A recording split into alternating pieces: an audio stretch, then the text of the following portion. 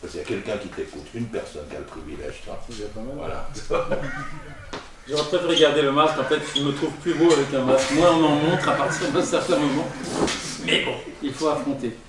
Bon, merci infiniment, ça me fait plaisir d'être là. Je suis venu de très loin, j'ai quand même franchi une frontière, n'est-ce pas? Puisque je suis venu de cette province que vous autres helvétiques n'avez pas voulu associer à votre destin national. Vous auriez eu le lac d'Annecy en plus et tout. Bon, voilà. Donc je ne suis pas citoyen de la Confédération helvétique, mais je viens de la Savoie. Je suis ému parce que c'est la première fois depuis très très longtemps que je renoue avec le présentiel.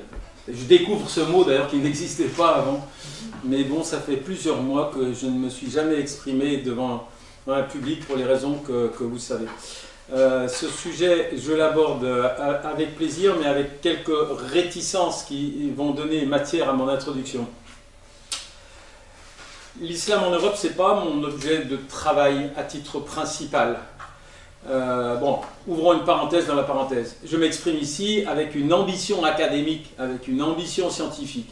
Mais le fait de m'exprimer avec une ambition académique n'empêche pas que sans arrêt va se croiser ma conscience citoyenne. Donc je peux vouloir m'exprimer sur le registre académique, mais jamais je ne mettrai dans ma poche et mon mouchoir dessus et mon masque dessus ma conscience citoyenne et des principes éthiques dont je pense qu'ils doivent transcender la pseudo-distance académique, hein, qui parfois est un petit peu fétichisée. Alors, ce n'est pas mon objet de travail. Mon objet de travail principal, moi j'ai eu le privilège de vivre l'essentiel de ma carrière professionnelle dans le monde musulman. Donc mon expérience, c'est d'avoir vécu dans divers pays du monde musulman et d'avoir multiplié les expériences comparatives. Et donc d'avoir par la force des choses, plus on est près d'un objet, moins on a tendance à le résumer par quelques grands principes simplificateurs. Donc moi je sais qu'une dame yéménite des hauts plateaux, déjà elle est différente d'une dame yéménite à Zabid. Le gros plan vous interdit de faire des généralisations telles que celles qui nourrissent le discours occidental sur le monde musulman. Donc ça a été ça mon grand privilège. Et inévitablement, j'ai été amené à me prononcer sur la situation des musulmans en Europe. Et qu'est-ce qui m'est apparu à ce moment-là? Qu'est-ce qui manque à la recette analytique de la problématique islam-Europe quand c'est du helvético-helvétique ou franco-français? Qu'est-ce qui manque? Il manque l'inscription de l'individu musulman dans son historicité et dans sa territorialité large. Et ça, je ne cesse de le redire, si on veut interpréter un épisode de la relation du monde musulman et de l'Occident, il faut faire un zoom arrière. Un zoom arrière dans l'espace et un zoom arrière dans le temps. On ne peut pas analyser, interpréter, éclairer toutes les dimensions de la relation d'un individu musulman avec la société qui l'accueille si on ne lui reconnaît pas son historicité propre et sa territorialité propre. Et ça, je l'ai tout le temps, et je le fais sur divers registres, même évidemment les plus pathologiques, puisqu'on ne pourra pas les contourner. Mais je me souviens je l'ai d'ailleurs cité dans le dernier des ouvrages, un dessin d'un autre grand dessinateur national, Plantu, du journal Le Monde, qui, après l'épisode, évidemment, des caricatures, avait cru pouvoir résumer la différence entre un musulman et un non-musulman par ce dessin où on voyait, alors il ne faut pas que je me trompe, un non-musulman qui offensait un musulman et un musulman qui offensait un non-musulman. Alors, le musulman qui avait été offensé, il décapitait au sabre, il l'assassinait, le non-musulman. Hein. Et le non-musulman qui offensait un musulman, il avait fait un petit dessin, une caricature. Et donc on voyait le différentiel de mode opératoire du musulman et du non-musulman, et on avait la preuve, puisque ils ont assassiné des gens qui avaient fait une petite caricature, rien qu'une petite caricature.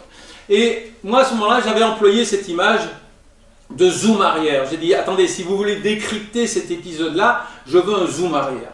Je veux le ciel, un grand ciel.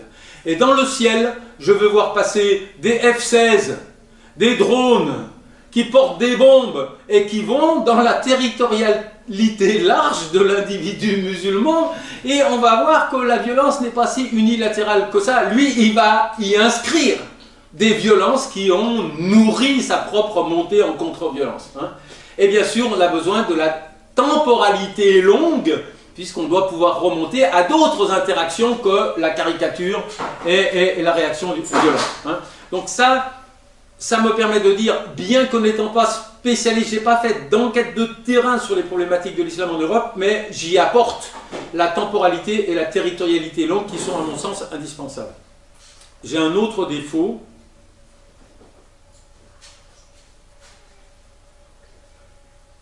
Je ne suis pas suisse. Et donc, je nourris plus spontanément mes démonstrations d'exemples qui sont pris dans l'actualité française. Mais, la France et la Suisse étant ce qu'elles sont, je pense qu'il y a des interactions constantes et que des exemples pris dans l'actualité française, et je vais vous faire plaisir, je vais en prendre un en Suisse, si par exemple un petit pays voisin de la France fait un référendum pour savoir si on peut faire pousser des minarets ou non dans le paysage, eh bien évidemment la sphère médiatique française, l'imaginaire des Français va s'en emparer, donc il y a des interactions. Et je pense que se focaliser un petit peu sur la France, c'est pas une erreur méthodologique. Pourquoi? Parce que la relation de la France à l'islam est archétypique. Nous, on fait tous mieux que les autres. Pourquoi? Parce qu'on a des séquences historiques qui sont plus caractéristiques. Hein, la Suisse n'a pas le passé colonial qu'a la France. Or, on sait que l'épisode colonial va tenir une part importante. Et moins on sait cela, comme l'opinion publique française, plus on va avoir tendance à... Moins on connaît la variable historique et politique, banalement humaine, plus on va avoir tendance à surinvestir la variable religieuse. Et donc on va se tromper, on va dire « Ils nous ont attaqués parce qu'on a fait un petit dessin ». Petite remarque dans les remarques. Dans les caricatures qui ont été reproduites, reproduites, ils les ont expurgées du pire. Il y avait bien pire que ces caricatures-là. Et celles-là, ils ne les ont pas reproduites. J'ai même pas envie de les décrire. Mais il y avait des choses pornographiques, obscènes. Celle-là, ils ont dit, il vaut mieux pas la reproduire, il vaut mieux reproduire le prophète qui dit « Ah, c'est dur d'être aimé par des crétins. Ça passe, c'est gentil. » Mais il y a eu bien pire que ça. Hein, il y avait vraiment des choses qui étaient stigmatisantes.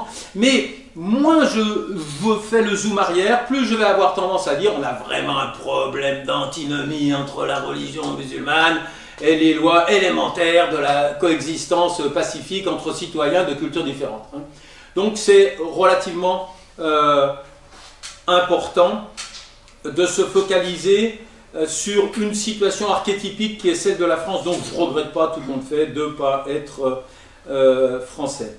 Ce que je ne regrette pas non plus, c'est d'avoir fait pression par l'intermédiaire du syndicat de défense des vieux conférenciers associé à la Ligue de protection des droits des travailleurs frontaliers, parce qu'initialement je devais faire 3 conférences, et puis l'organisateur a cédé à la pression, il a ramené le niveau de ma prestation à 2 conférences seulement, et toc, je l'ai dit.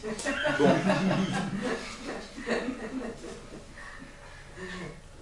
Bon, je devrais faire une introduction statistique et historique longue qui nous emmènerait bien sûr inévitablement aux croisades, à l'Andalousie. Je ne le ferai pas seulement par manque de temps, mais aussi parce que je ne suis pas un historien de ces périodes-là. Mais disons que quand même, à la louche, comme on dit, hein, la présence musulmane en Europe est l'héritière de 2 présences historiques. En Andalousie, je vous laisse fouiller votre culture générale, et par le biais de l'Empire ottoman dans les Balkans. C'est 2 séquences historiques où des musulmans ont été en Europe dans une configuration complètement différente de celle d'aujourd'hui. Il faut rajouter à cela des interactions où ce n'est pas les musulmans qui étaient, il faut bien sûr, c'est très très important, où ce n'est pas les musulmans qui étaient en Europe, c'est les Européens qui étaient dans le monde musulman. Donc au niveau de l'histoire longue, on va venir ensuite à l'histoire contemporaine, au niveau de l'histoire longue, le passé des interactions Occident-Islam, c'est bien sûr hein, les croisades. Je me suis mis à relire sur cette séquence. c'est très intéressant de voir que les croisades n'ont jamais été perçues comme telles par les musulmans. Elles n'étaient pas perçues comme des guerres religieuses, elles étaient perçues comme des guerres relativement banales. La mobilisation religieuse a mis très longtemps à devenir effective pour répondre à la présence occidentale, qui elle était spécifiquement religieuse. C'est bon de le dire, il y avait un plus fondamentaliste que l'autre. Et puis bien sûr, il faut poser au milieu la séquence coloniale, hein, qui est importante parce qu'elle est importante dans le temps, dans l'espace, et elle est importante de par la proximité. Et puis si on voulait encore, bien sûr dans l'actualité, il faut mettre toutes ces aventures militaires très récentes de la présence militaire occidentale, y compris depuis les printemps arabes. Dans le livre sur comprendre l'islam politique, j'ai éprouvé le besoin de donner un exemple personnel sur l'historicité de la présence musulmane contemporaine dans nos sociétés, en prenant un exemple familial.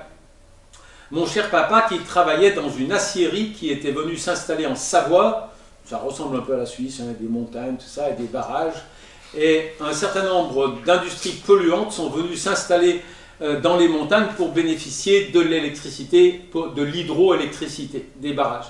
Et donc mon papa travaillait dans une grande aciérie, et un jour il m'avait fait visiter, dans les années 60, il m'avait fait visiter cette immense aciérie, et il y avait sur le parking 5 ou 6 autobus. Et il m'a dit, tu vois ces autobus, chaque semaine ils partent à vide en direction du Maroc, dans une région qui s'appelle le Rif, et ils reviennent pleins. Et si ces bus n'avaient pas fait ces voyages depuis plusieurs années, la boîte ne saurait pas ce qu'elle est. L'islam en Europe est en partie un islam immigré, il est aussi un islam importé. Il faut bien le redire, importé de façon volontariste par les acteurs économiques au lendemain de la décolonisation. Alors bien sûr, il est un islam importé par le dérèglement des économies des sociétés qui ont été colonisées et qui après se sont retrouvées démunies. Il y a eu une aspiration vers les métropoles, mais il faut rappeler que l'islam en Europe, il est importé. On allait faire de la publicité avec des autobus vides pour faire monter des jeunes hommes dedans pour venir faire tourner l'industrie dans les années 60. Hein, en France, jusqu'à ce que Valéry Giscard d'Estaing, dans les années 70, commence à stopper ce processus.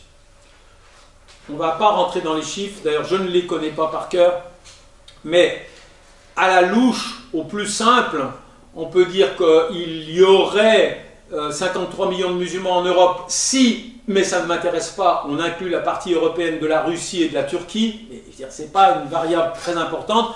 Par contre, si on raisonne à l'échelle de ce truc dont vous ne faites pas partie, mais de l'Union européenne, ou disons de l'Europe excluant la Russie, on peut dire, sans trop déformer la réalité, il y a 10% de musulmans dans la société européenne actuellement.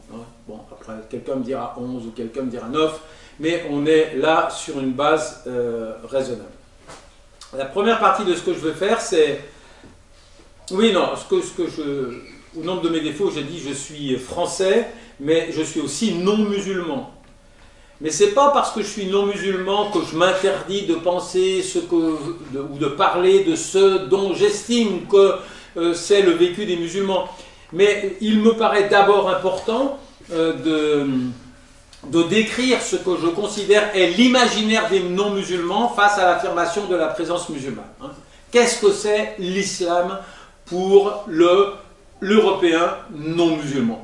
Et c'est la première partie, et on verra déjà des lignes de fracture, des lignes de tension se tracer, et puis après on verra dans la deuxième partie les mécanismes qui ont exacerbé, qui exacerbent ces tensions à des points que, c'était un autre point de mon introduction, une de mes réticences à traiter ce sujet, c'est qu'il faut rester calme. Il faut, si on a le nez dans les réseaux sociaux, c'est un petit peu mon cas, on a tendance à tenir des discours alarmistes, parce qu'on a vraiment l'impression d'être entré dans une spirale terrifiante où l'imaginaire de pans entiers de la société, et donc les majorités électorales, se nourrissent du repoussoir de la présence musulmane.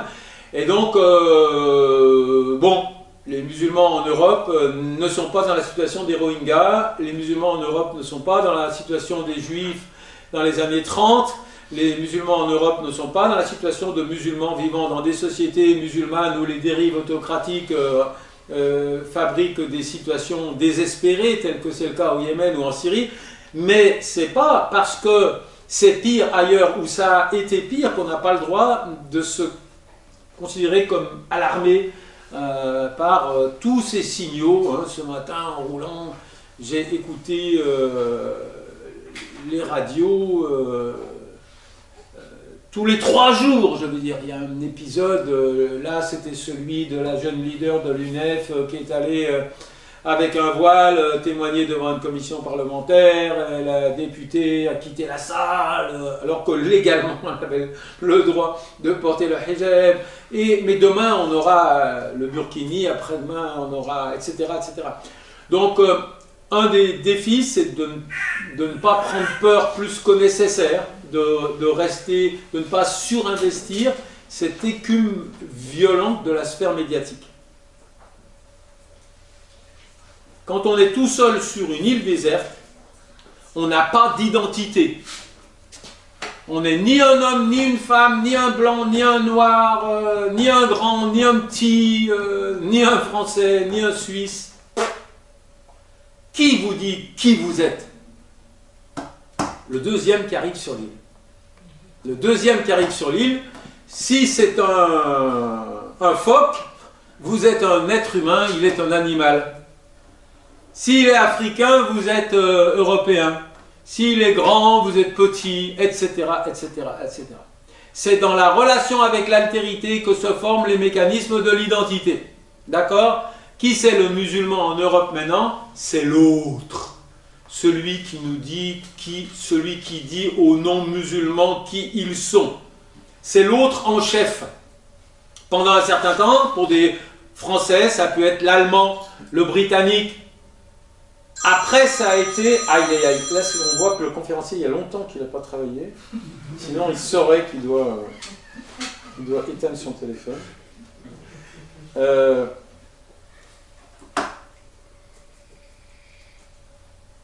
On ne saura qui on est qu'à partir du moment où le repoussoir de la construction de notre identité s'identifie.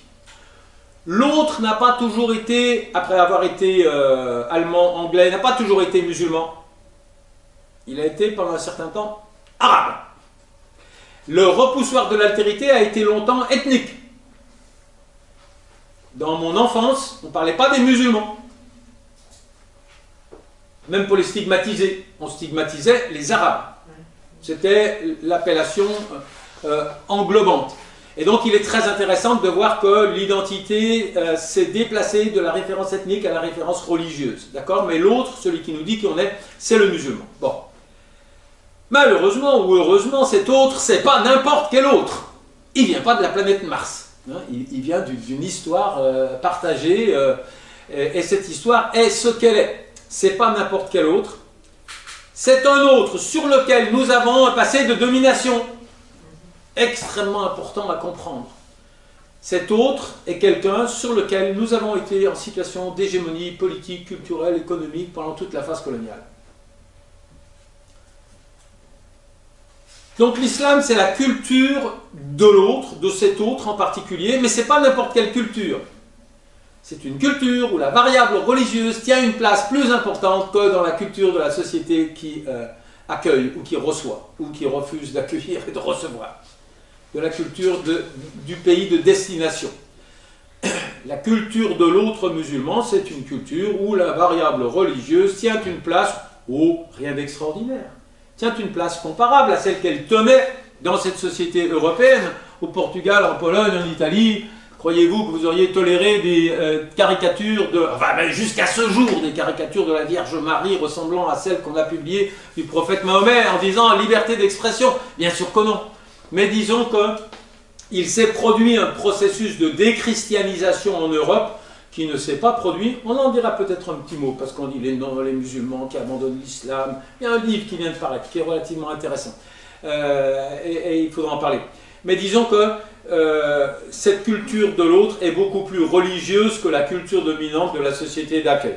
Il s'est produit en Europe un processus de déchristianisation qui a emprunté des voies différentes selon qu'on est dans le monde anglo-saxon ou dans le monde catholique français.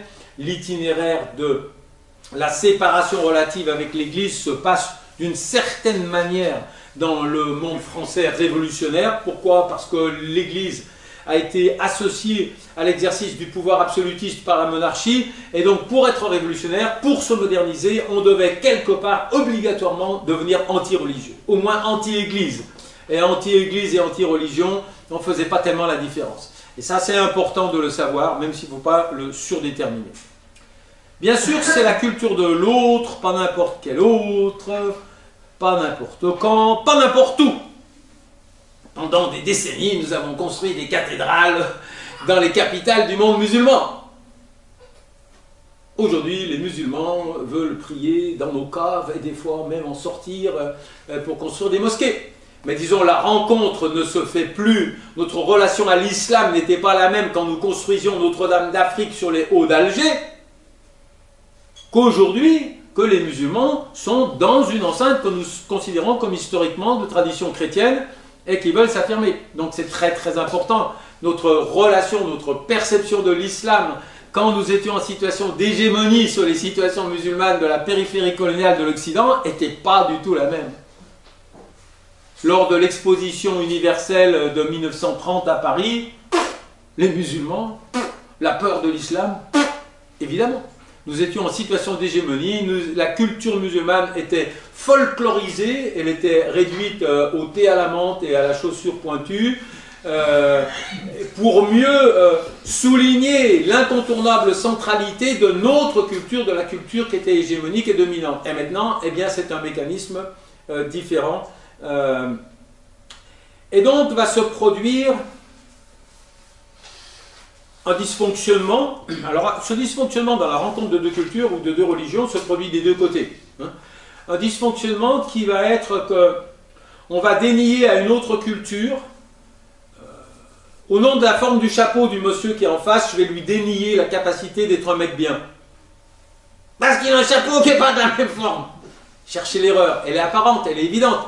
Mais c'est quand même ce que vont faire les acteurs, les deux acteurs de la rencontre, parce que les deux des musulmans illégitimeront des données objectivement universelles du patrimoine occidental parce qu'ils considéreront que l'émetteur est illégitime. Et je donnerai des exemples dans les deux sens.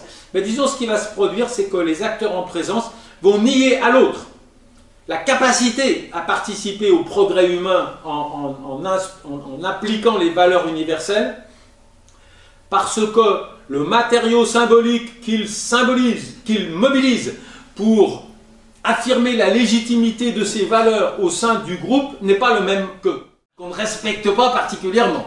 Je ne vais pas les citer, mais j'ai peur que leur liste s'allonge d'ailleurs. Et je leur ai dit, vous savez, il y a des chefs d'État que vous ne respectez pas du tout.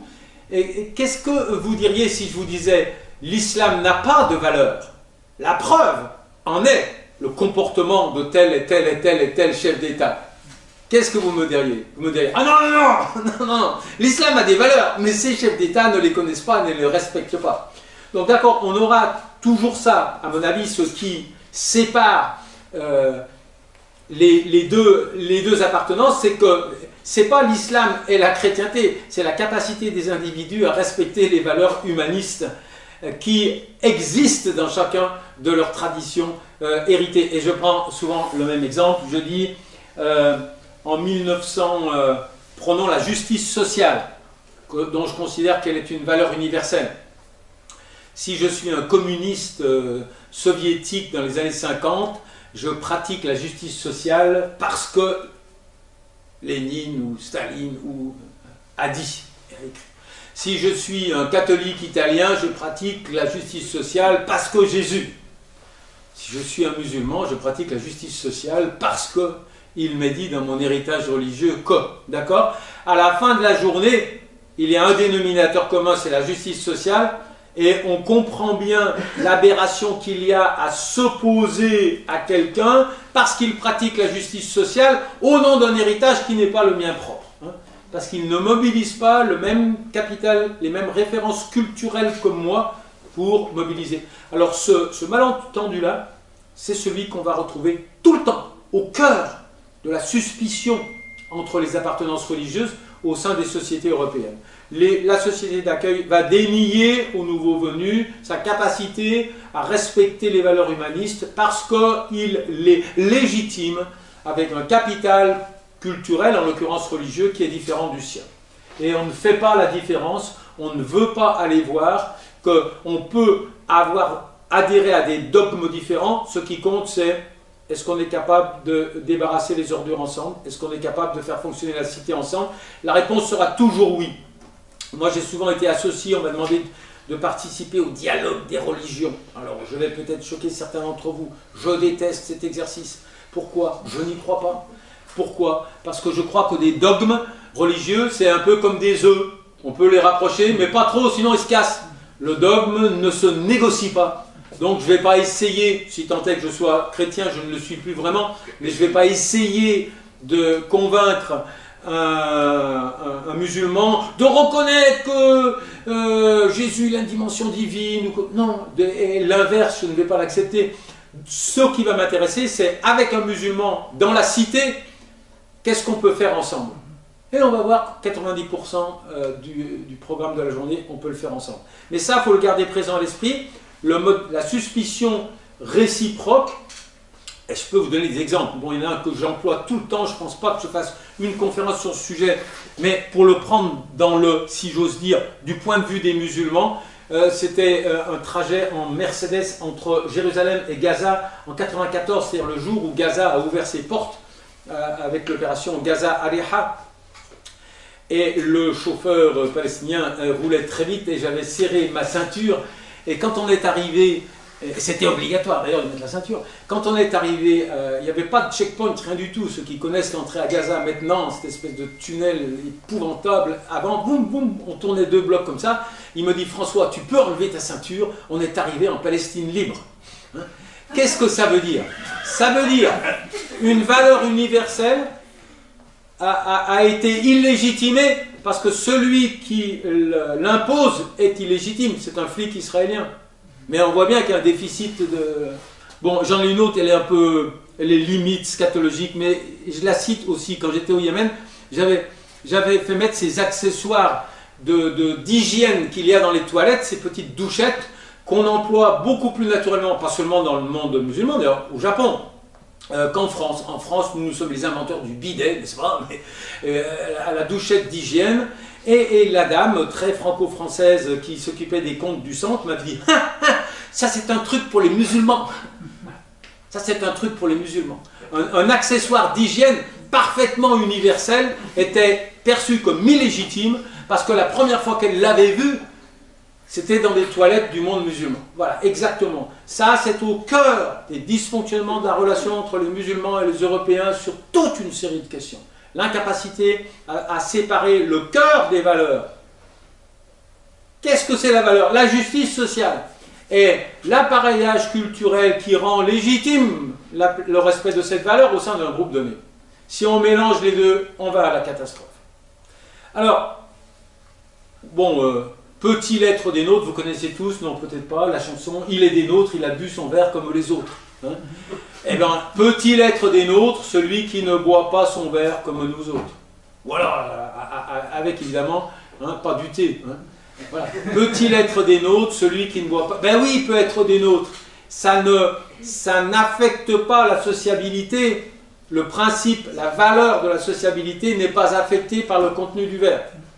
Et après, on va avoir toute une série de malentendus où des pratiques culturelles spécifiques conjoncturellement vont être perçus comme ayant le monopole d'expression de l'universel. Alors, je vais vous choquer, mais disons, en France, nous considérons que le degré de modernité de la femme est inversement proportionnel à la superficie de son maillot de bain, hein, ou de son vêtement. Voilà. Plus il est petit, plus la femme est libérée. En fait, c'est relatif tout ça, c'est conjoncturel. puisque dans la seule société française, nous avons eu tout l'inverse et son contraire en matière de longueur de maillot de bain. Et il est très vraisemblable que nous avons déjà touché le fond, si je puis dire, puisque des pratiques qui étaient banalisées en 1980 sont en train de disparaître des plages françaises, pour prendre que cet exemple. Donc on voit bien que là, il y a un exercice intellectuel qui n'est pas fait. Où est la valeur? Et alors, mais il y a très longtemps que j'avais fait un essai de fatwa en quelque sorte, j'avais dit qu'est-ce que c'est qu'un bon maillot de bain, parce que je me suis heurté à certains maillots de bain, et notamment au Yémen, au club des officiers, ils vendaient des maillots de bain, qui arrivaient au-dessous du genou, ça ne me gêne absolument pas, mais qui étaient tellement étroits qu'on ne pouvait pas nager la brasse. J'ai dit non, ce maillot de bain n'a pas le minimum de qualité pour être un maillot de bain universel. Un maillot de bain universel, c'est un maillot de bain qui permet le déplacement du corps avec facilité dans l'eau. Mais la longueur de la manche, pour ne pas entraver les mouvements du corps qui permettent au corps de flotter et d'avancer. Point barre, tout le reste, c'est du conjoncturel, c'est du culturel. Hein, et la longueur de la manche du maillot de bain n'a absolument rien à voir avec la fonctionnalité du maillot de bain. Bon. On a déjà... J'ai combien de minutes, professeur? On va dire 25. Non, il en reste combien? 20. 20, oui, ça va, monsieur. Alors, où sont ces lignes de tension et de fracture qui vont se développer au sein des sociétés européennes à mesure que se perd l'affirmation de la présence musulmane? Évidemment, lorsque les musulmans étaient totalement invisibles, ils n'étaient même pas musulmans. De toute façon, on leur tapait dessus parce qu'ils étaient arabes. Mais bon, le musulman invisible crée moins de tension que lorsque la dynamique d'affirmation est d'une génération à l'autre. On sait que ce que les pères ont toléré, l'invisibilité totale, les enfants qui ont eu accès à l'enseignement ne le tolèrent plus.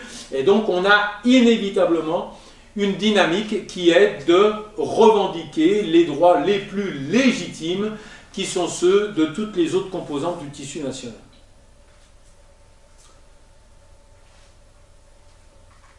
Alors, où sont ces paliers, où sont ces mécanismes, où sont ces épisodes qui nourrissent la double radicalisation en quelque sorte? Il y a bien sûr la concurrence des dogmes. Le catholique qui dit « j'aime pas la concurrence du dogme musulman ». Mais moi, je pense que cette dimension-là de la tension avec les musulmans en Europe n'est pas du tout la première. C'est pas à ce niveau-là que ça se situe, c'est à un niveau, on va le voir, identitaire, mais on va voir même que très souvent sur des questions sociétales, les chrétiens vont se retrouver dans le camp des musulmans, sur certaines lignes de tension.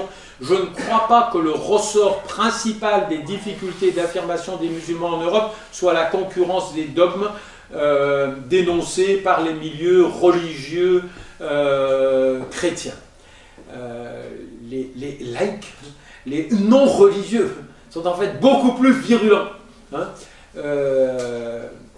La ligne de fracture, elle va se situer effectivement dans la visibilité du dogme religieux dans une société qui estime avoir dépassé cette période de son histoire. Là, oui. C'est pour ça que, comme je viens de le dire, c'est les laïcs, entre guillemets, parce que ce mot a été tellement déformé, mais disons la ligne de fracture va passer entre visibilité d'une appartenance religieuse et ceux qui pensent avoir tourné la page de l'appartenance religieuse.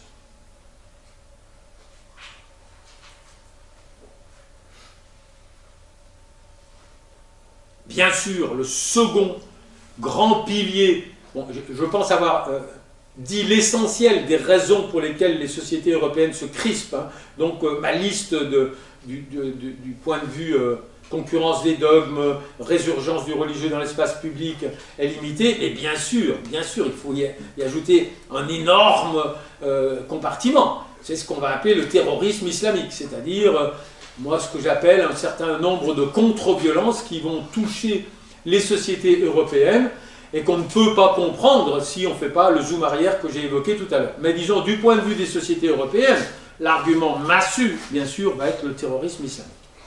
Du point de vue des musulmans, comment vont se creuser les lignes de fracture avec l'environnement européen?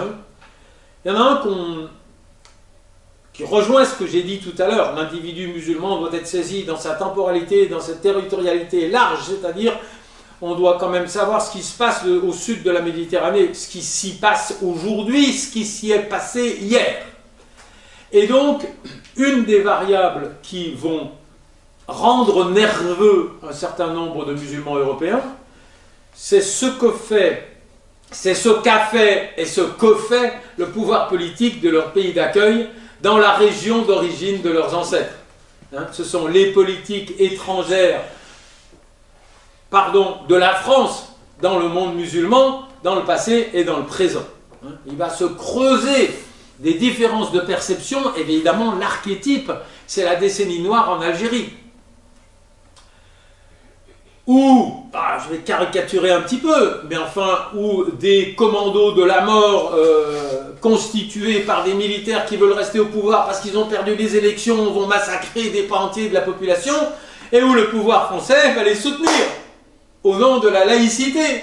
Alors si vous êtes un jeune Algérien vivant en France, que vous savez parfaitement la nature du drame qui est en train de se dérouler dans votre pays d'origine, et que vous entendez le pouvoir politique féliciter les bourreaux et criminaliser doublement, vous savez que j'ai une mauvaise fréquentation, mais moi je fréquentais les gens du FIS pendant la décennie noire, il y avait des massacres dans des régions qui avaient voté FIS. Elles étaient le fait non pas des commandos des groupes islamiques armés, elles étaient le fait des groupes islamiques de l'armée. Et les cadavres servaient deux fois. Ils affectaient l'adversaire politique, on lui tuait sa femme, mais on se resservait du cadavre une deuxième fois, on lui faisait porter la responsabilité de l'horreur devant l'opinion publique internationale. Donc là, vous avez eu un mécanisme à fabriquer de la rupture entre les musulmans résidant en France et le pouvoir politique qui faisait ça, qu'on n'évoque jamais, qu'on évoque très très rarement. Mais évidemment, la variable de la politique étrangère du pays d'accueil est une variable très très importante. Les États européens, dans leur immense majorité, ont criminalisé les oppositions arabes. Pas complètement les oppositions de gauche, complètement dès lors qu'elles sont devenues des oppositions dites islamistes. Et ça, c'est un mécanisme qui va affecter le degré de confiance entre les musulmans résidant en Europe et le gouvernement de leur pays d'accueil. Le musulman vit donc dans une société dont le pouvoir politique, auquel il est très peu associé, on va y venir, déficit total de représentation politique et médiatique, manifeste de l'hostilité et participe à la souffrance, au martyre de son environnement d'origine. Je caricature, mais c'est ça le schéma. C'est ça qui va se passer. Nous, Sisi est notre grand ami aujourd'hui, n'est-ce pas? Sisi est notre grand ami, où nous avons renoué avec le pire de cette relation qui cautionne les dictateurs au nom de la défense de la laïcité. Bon, maintenant ça devient risible. Mais je vous assure que quand moi j'essayais de raconter ça dans les années 90, c'était pas facile. Et j'étais drôlement seul. Je me souviens quand même qu'Amnesty International m'a demandé à 2 reprises d'intervenir devant ces militants. Pourquoi? Parce que les militants d'Amnesty International refusaient de défendre les militants tunisiens qui étaient torturés par Bourguiba et Ben Ali. Il fallait venir déconstruire ce réflexe très réducteur qui faisait qu'aucun segment des sociétés occidentales acceptait de voir ce qu'il pouvait y avoir d'universel dans les oppositions qui étaient torturées à mort au sud de la Méditerranée. Dans une intervention que j'ai faite il y a une vingtaine d'années, passons au sujet suivant, le déficit de représentation politique des musulmans dans les pays européens. Énorme dossier. Énorme dossier. Un des problèmes les plus importants, c'est le déficit de représentation. Alors vous me direz, oui, mais bon, les élections, ouais, ils sont que 10%, bon. Mais moi je dis déficit de représentation médiatique. Et j'emploie cette expression, dont j'espère que vous allez immédiatement la comprendre, même si elle est un peu française, la chalroumisation des élites musulmanes. Je fais allusion à l'imam Chalroumi. Mais ça, c'est un dossier extrêmement important. Au cœur des dysfonctionnements de la relation entre les musulmans et leur environnement politique en Europe, il y a cette vieille pratique coloniale, désolé, c'est les Français qui ont été les champions toutes catégories, de fabriquer la représentation politique du groupe sur lequel vous voulez maintenir votre domination. Ça s'appelait les haras, les bacharas. On fabriquait des élites administratives, bien sûr, pas par le vote. Pas par le vote. On les fabriquait unilatéralement et on les décrétait représentants du groupe sur lequel on voulait garder le contrôle. La France continue à fonctionner comme ça. Regardez quand même, googlez, ça ne prendra pas longtemps. Regardez le best-of de l'imam Chalroumi. L'imam Chalroumi, mais je ne l'en veux pas pour ça. Il ne peut pas dire 2 phrases de suite en français sans se prendre les pieds dans le tapis, sans dire une connerie, sans faire rire. Bon, il a d'autres talents, il fait beaucoup rire, mais il ne peut pas être le représentant légitime d'une communauté aussi riche que le monde musulman en Europe. C'est impossible. Pourtant, il a été fait. Il fait des manifestations, et dans ces manifestations, vous savez, il y a plus de caméras de télévision que de manifestants. C'est ça le problème. Il y a 0 manifestant, il a 0 représentativité, mais il y a 50 caméras de télévision pour essayer de faire croire qu'il est vraiment... Et évidemment, qu'est-ce qu'il dit? Il dit « Ah bah le Hamas » avec l'accent qu'il faut. Il dit « Je vais en Israël et je rencontre les officiers, ce sont des gens charmants, je me demande pourquoi on les aime pas. » Je caricature même pas. Hein, il est invité en Israël, bon, par le CRIF comme par hasard, le Conseil représentatif des institutions juives de France. Et voilà, et il dit tout ce qu'on a envie d'entendre dans la langue que l'on comprend. Non, souvent on ne comprend pas, mais ça fait rien. Et ça, c'est ce mécanisme, la chalroumisation. La chalroumisation ne mobilise pas que des analphabètes, elle mobilise des chalroumis savants. Évidemment, ceux qui vont passer dans les médias, ce sont ceux qui cautionnent les mécanismes discursifs de la domination de la majorité non musulmane sur la minorité musulmane. Et donc on a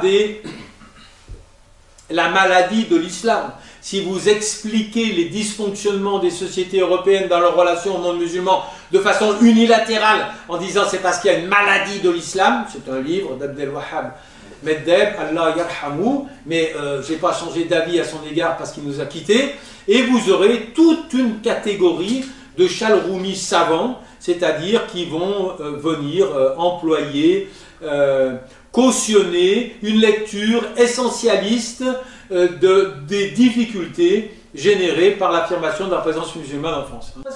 On peut abandonner son appartenance religieuse.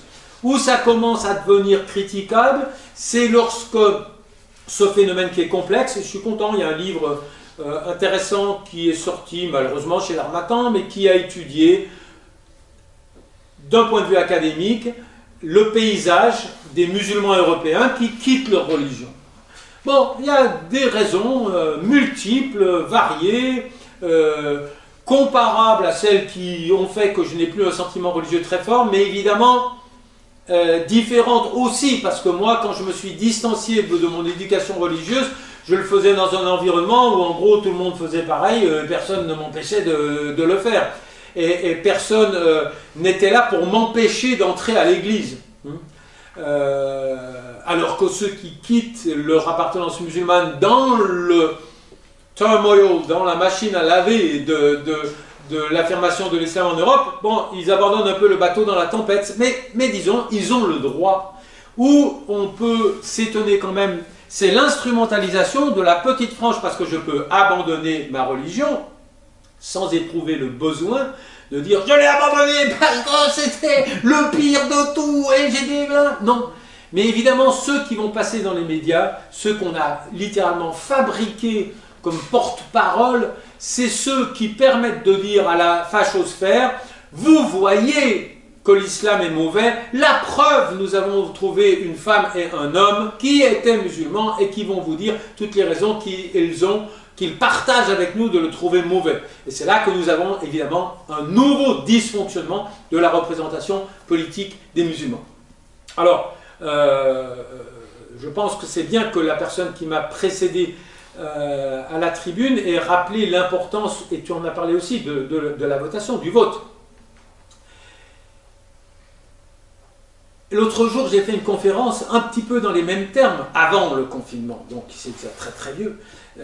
Et j'ai dit, l'arme qui reste, c'est de vous souvenir du poids électoral. Et donc un certain monsieur que peut-être vous connaissez, Yann Hamel, il s'appelle. Il était dans la salle et donc il a écrit immédiatement, et c'est paru dans Valeurs Actuelles pleine page et dans Marianne Net pleine page, que j'avais appelé à la formation de listes communautaires. Voilà. Donc si on dit musulmans, souvenez-vous que vous avez un instrument, c'est le bulletin de vote, et bien là on trouvera moyen de vous dire, il a appelé à la formation de listes communautaires. Ce matin j'entendais un député que je respecte beaucoup, qui s'appelle Éric Coquerel, qui est député de Saint-Denis, la France Insoumise. Pourtant je ne suis pas d'accord avec plein de choses de la France Insoumise, mais il rappelait ce problème des listes communautaires. Vous savez, il y a le voile, le burkini, les listes communautaires. Et il dit, vous savez combien il y a eu de listes communautaires? Parce qu'on a brandi le spectre des listes communautaires. Il dit, vous savez combien il y a eu de listes communautaires à Saint-Denis, l'endroit même où on attendait la formation de listes communautaires, et la journaliste ne le savait pas, c'est très significatif. Elle savait qu'il fallait crier liste communautaire, mais ce qu'elle ne savait pas, c'est qu'à Saint-Denis, il y a eu 0 liste communautaire. Hein, on voit l'ampleur du danger. Bon, dysfonctionnement de la représentation politique, c'est un truc que vous m'entendrez répéter cet après-midi, tout le temps. L'émergence de conduites radicales atteste des dysfonctionnements de la distribution des ressources politiques dans le groupe concerné. Point barre. C'est pas la peine d'aller plus loin. Il n'y aura d'expression radicale de n'importe quel terroir culturel ou religieux qu'en écho des dysfonctionnements profonds des institutions de la représentation politique. Or, les institutions de la représentation politique dysfonctionnent considérablement, pas seulement sur le terrain stricto sensu politique, mais sur le terrain médiatique. C'est la première fois, pardon d'être encore franco-français, mais ce que j'ai entendu avant-hier sur la RTS fait que je me sens... Enfin, j'aime bien la RTS, hein, ils m'ont invité plusieurs fois, donc je ne dis pas de mal d'une façon générale, mais j'ai entendu un journaliste de la RTS commenter un certain procès, et je me suis dit, bon, ils n'ont rien à apprendre en France, et c'est vraiment le même niveau. Mais disons que je pense que c'est la première fois qu'en France qu'on a une telle homogénéité politique dans tous les grands médias, tous les magazines, toutes les chaînes d'infos appartiennent à un courant politique nominatif. Il y a quelques toutes petites exceptions, je peux dire Mediapart n'est pas complètement sur cette longueur d'onde, Politis, le petit Politis, le Monde diplomatique, mais après le reste, tous les grands hebdomadaires, l'Express, le Point, Marianne, carburent tous à ce carburant qui est en train de fabriquer des majorités électorales et qui est la stigmatisation de l'autre musulman. Et donc ça, effectivement, on doit le savoir et on doit s'en inquiéter. Alors, qu'est-ce qui se passe encore du point de vue d'un musulman vivant en Europe? Alors, évidemment, je l'ai déjà dit, le phénomène djihadiste est une réalité. Avant-hier est paru, je trouve très bon les articles qui disent à peu près ce que j'ai déjà dit depuis un certain temps. Donc, voilà. Mais avant-hier est paru un article dont je vais vous donner la référence, parce qu'il dit mieux que moi, calmement, des choses que j'ai essayé de dire depuis très longtemps. C'est-à-dire qu'il disait que si vous dépolitisez les expressions radicales de l'appartenance musulmane, vous allez avoir tendance à surinvestir la variable religieuse. Et donc là, vous allez... Et donc, cet article dit, oui, ils ont bien assassiné Charlie parce qu'il y avait eu les caricatures du prophète, mais posez-vous quand même la question de savoir pourquoi c'est la France qui a été frappée dans des actes terroristes, et pas le Danemark, et pas tous les autres pays qui ont reproduit les caricatures. Et il disait, si vous ne voulez pas comprendre que cette crispation ne peut intervenir que dans un contexte où la matrice de la relation politique est complètement détériorée, vous ne comprenez rien. Alors cet article, je l'ai noté, L'art de l'outrage des caricatures de Mahomet, par André Gunther, en plus il y a un nom suisse quand même. si vous googlez l'art de l'outrage des caricatures de Mahomet, vous lirez redit très exactement ce que j'essaye de dire. Moins vous connaissez le terroir politique, social, historique, plus vous avez tendance à produire une explication simplificatrice qui s'enferme dans la variable religieuse, alors que la variable religieuse n'est pas explicable si on ne la contextualise pas dans l'environnement social et politique. Alors, évidemment, les épisodes djihadistes sont interprétés de façon totalement décontextualisée, totalement dépolitisée. Un autre mot fort que vous m'entendrez tout le temps répéter, quand vous avez à interpréter une tension entre des gens qui ont des appartenances religieuses différentes, s'il vous plaît, n'oubliez pas le politique. N'allez pas chercher l'explication du djihadisme dans le Coran. Or, c'est ce que vont faire inévitablement ceux qui n'ont aucun autre matériau, ni historique, ni social, ni politique, pour interpréter des divergences et le cas échéant, des occurrences de violence. Qu'est-ce qui se passe dans la tête d'un musulman? Mais pas que d'un musulman, dans ma tête aussi. Et je ne suis pas musulman. C'est le différentiel de traitement des religions par le pouvoir politique. C'est ça qui va ruiner. Liberté d'expression, les caricatures, liberté d'expression, liberté d'expression, liberté d'expression. Nous sommes dans le temple de la liberté d'expression, Charlie Hebdo. Bon, d'accord. Et puis Ciné, le grand Ciné, fait une plaisanterie dont la justice attestera qu'elle n'avait rien d'antisémite. Il est vidé du jour au lendemain de Charlie Hebdo. Il est licencié du jour au lendemain de Charlie Hebdo. Et là, on a envie de dire, mais attendez, je croyais qu'on était dans le temple de la liberté d'expression, où on est là pour provoquer, pour repousser les limites de la critique de l'autre, parce qu'on fait ça pour rigoler. Ah non! Dans la direction d'une religion, ça fonctionne, et dès qu'on touche à une autre religion, il y a une crispation absolue. Et donc, ce que ressentent pas seulement les musulmans, ceux qui défendent des valeurs qui auraient une véritable assise universelle, c'est le terrifiant différentiel, c'est les deux poids, deux mesures, c'est ce que j'appelle les lumières qui n'éclairent que d'un côté de la route. Hein? Quelqu'un d'autre m'a mis sur la page, oui, je ne vous l'ai pas dit, l'une des expressions de mon âge croissant, année après année, c'est que, ne riez pas s'il vous plaît quand je vais le dire, je suis encore sur Facebook. Bon, je ne suis pas sur Instagram, bon, je suis quand même sur Twitter, mais je ne suis pas encore sur Instagram. Et régulièrement se manifeste ce type de réaction. Oui, quand j'ai dit les lumières qui n'éclairent que d'un côté de la route, un des followers a dit oui, ou les lumières qui clignotent. J'aime bien bon, les lumières avec L majuscule évidemment de la France. Elles clignotent. Une fois elles éclairent, une fois elles n'éclairent pas. Ou elles éclairent d'un côté de la route. Et moi je dis, bon évidemment, il y a la liberté d'expression des uns et il y a la liberté d'expression des autres. Et ça, donc, déficit de représentation politique et distorsion de la représentation d'une religion par rapport à l'autre. Et là, évidemment, on peut multiplier. Avant-hier, j'ai republié notre célèbre député Meyer Habib, qui est le député des Français de l'étranger, mais qui est 4 fois plus israélien qu'il n'est français, et il appelle à voter pour l'honneur de la Torah. Si ce monsieur avait été d'une autre religion du livre, mais il est séparatiste, il est exclu du Parlement, il est expulsé, etc., etc. Et donc là, il n'y a pas de limite dans les deux poids, deux mesures de la représentation. Et ça, je pense, c'est un des autres mécanismes. Et ça, ça ne demande pas des milliards d'investissements pour repeindre les banlieues en rose. Hein.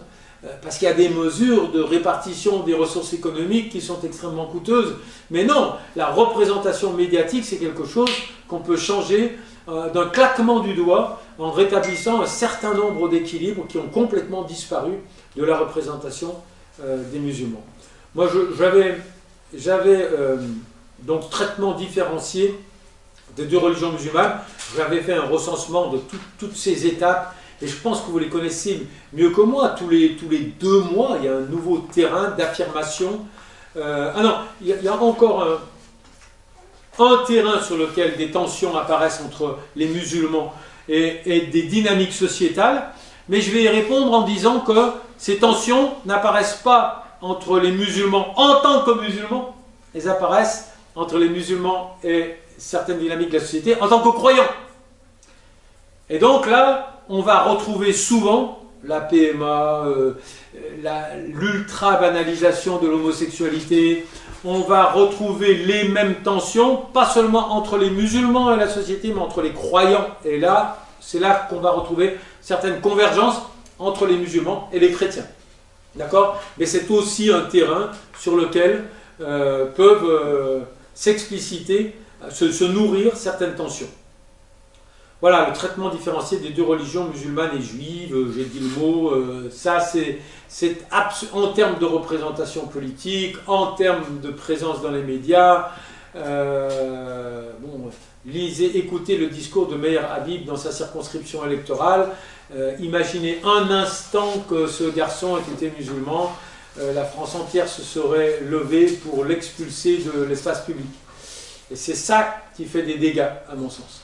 Parce que moi, liberté d'expression, oui, blasphème, à la limite. Mais pour tout le monde.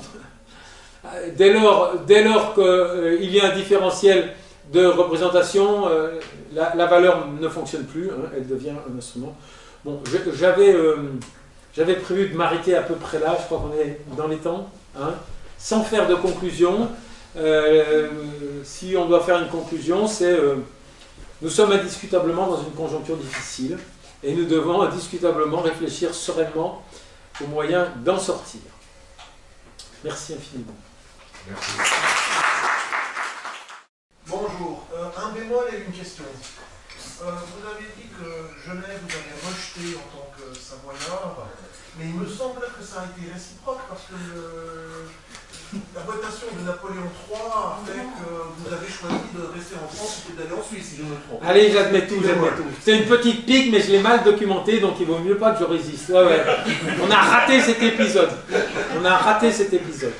Voilà. Maintenant, pour la question, je suis tout à fait sensible à votre idée comme quoi que les équilibres sociaux se reposent ou se fondent sur des valeurs universelles à laquelle même les musulmans peuvent effectivement déroger, malheureusement. La question de la représentativité de ces valeurs, est-ce que vous voyez le candidat Asselineau comme étant, enfin, qui me semble avoir un discours assez raisonnable, assez de bon sens, pourtant qui est minorisé, est-ce que vous pensez que c'est, est-ce qu'il va un peu dans ce sens de valeurs universelles? Qui donc, pardon? Asselineau, si je me trompe. Ah bah, là, on va avoir un gros différent. Je pose la question. Non, il faudrait que je me redocumente, mais je sais que j'ai été approché par ses followers qui voulaient absolument. Mais Asselineau a dit des choses absolument horribles sur les questions qui nous préoccupent aujourd'hui. Alors j'avoue ne pas les avoir en mémoire précisément, mais je me souviens avoir écrit à quelqu'un de musulman qui m'avait dit « Venez avec nous, Asselineau et tout ». Asselineau a fait un immense grand pas en direction du Rassemblement national. Mais j'avoue, j'ai honte, j'ai pas remis ça dans ma tête. On peut le garder pour un échange sur Facebook ou ailleurs. Je vous dirai pourquoi je me suis complètement démarqué de Asselineau, comme je me suis démarqué de Michel Colomb, que je n'ai pas cité, que je citerai cet après-midi. Toute une série de penseurs dont j'estime... Attention, je me suis démarqué aussi de la France insoumise, hein, mais sur un terrain qu'on abordera cet après-midi pour ceux qui vont pas avoir une double dose. Mais sur l'islam en France, je n'ai pas en tête, mais je sais que je me suis radicalement démarqué de lui. Je suis confus de ne pas pouvoir illustrer davantage mon propos. On le laisse en suspens.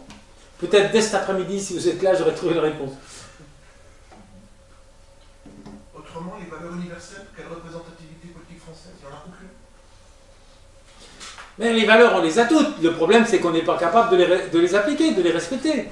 Elles existent dans le patrimoine culturel de chacun des groupes habitant sur cette planète.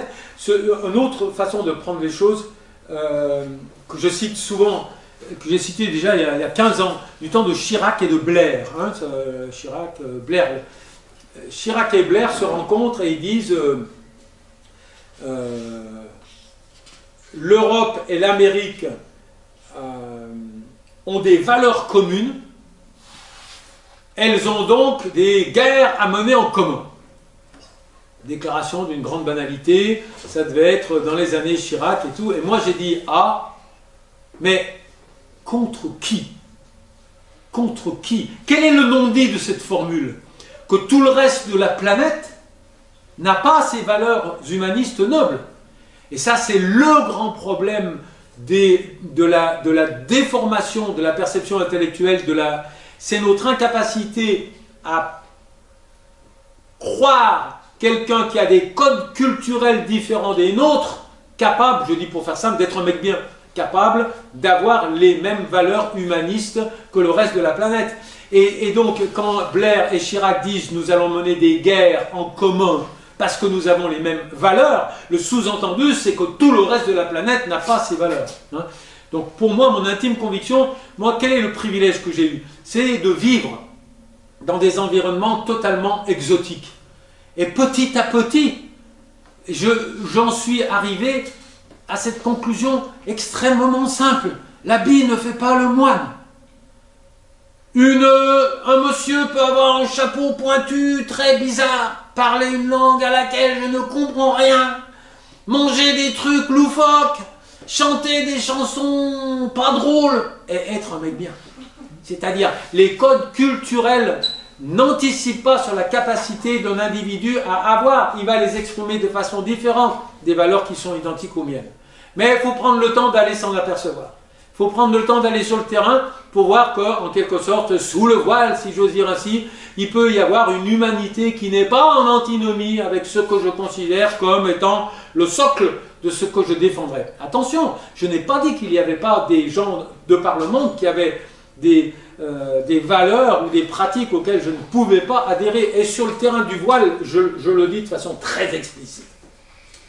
Si des parents d'élèves, ça c'était des choses que je racontais il y a 20 ans, si des parents d'élèves viennent me voir et me disent « Monsieur, je ne veux pas que ma fille assiste au cours de sciences naturelles parce qu'on y explicite le fonctionnement de l'appareil génital, ça heurte mon sentiment religieux. » Moi, je sors mon fusil de la violence républicaine. Je sors la violence républicaine. Je dis « Non, votre fille va étudier l'appareil génital masculin et féminin. Il n'y a aucune atteinte aux valeurs universelles de... » Mais je suis tranquille.